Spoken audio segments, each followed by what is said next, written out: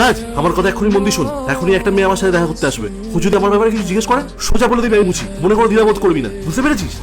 মানে স্যার, এটা আপনি কি বলছেন? আমি আপনার সামান্য ড্রাইভার, আর আমি আপনাকে কি করে মুচির পরিচয় দিতে পারি?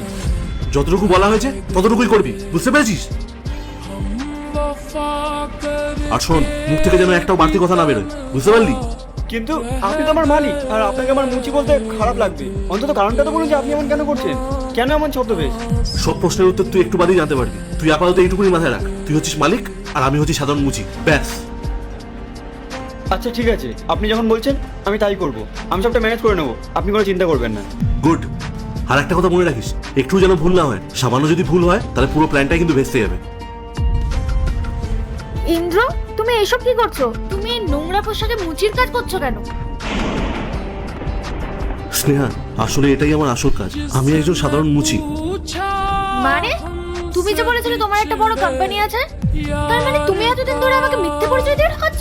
না স্নেহা, আমি একদমই মিথ্যে বলিনি। হয়তো আমি সেদিন ভালো পোশাক পরেছিলাম বলে তাই আমাকে সবাই স্যার স্যার বলছিল, কিন্তু সেই কারণে হয়তো তুমি আমাকে ভুল ভেবেছিলে। কিন্তু আমি বিশ্বাস করো, এই কাজটা খারাপ না, আর এই কাজটা করে আমার বেশ ভালোই চলে যায়। আচ্ছা, তুমি কি আমার বাড়িতে তোমার ভাইয়ের বিয়ের কার্ডটা দিতে যাচ্ছিলে? যাক, ভালোই হলো। তোমার কষ্ট করে আর বাড়ি অব্দি যেতে হবে না। তুমি এক কাজ করো, তুমি এই কার্ডটা আমাকে এখানেই দিয়ে দাও। চুপ করো তুমি। তোমার মতো গরিব মানুষকে আমি আমার ভাইয়ের বিয়েতে ইনভাইট করব? কখনো না। সামান্য একজন মুচি হয়ে তোমার সাহস কি করে আমার সমান হওয়ার স্বপ্ন দেখার? তোমার কোনো যোগ্যতা নেই আমার বাড়িতে আসার। এসব তুমি কি বলছো স্নেহা? রাস্তায় আশেপাশে কত লোক রয়েছে, তুমি এইভাবে সবার সামনে আমাকে অপমান করছো। তুমি তো আমাকে বলেছিলে যে তুমি নাকি আমাকে ছাড়া থাকতে পারবে না, তাহলে তুমি আমাকে ভালোবাসো না? ভালোবাসা?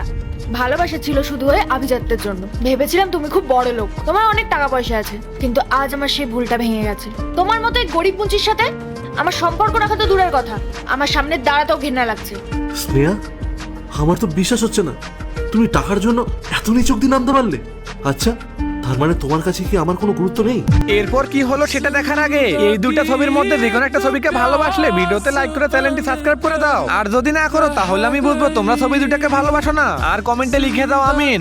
একদমই না, আমি শুধু টাকাকে ভালোবাসি, আর সেটা দেওয়ার ক্ষমতা তোর মতো রাস্তার মুচির নেই।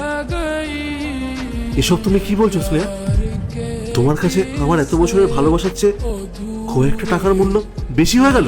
হ্যাঁ, একদমই তাই। আমি শুধু টাকা ভালোবাসি, আবেগ দিয়ে আমার পেট ভরবে না। আমি তোমাকে না, তোমার শুধু স্ট্যাটাসকে ভালোবেসেছি। আর এই ছেলেটা তোমার সাথে থাকতো না? এই যে হ্যালো, তুমি তো জানতে চাও এটা সামান্য মুচি। পরের পার্ট চাইলে কমেন্ট করো।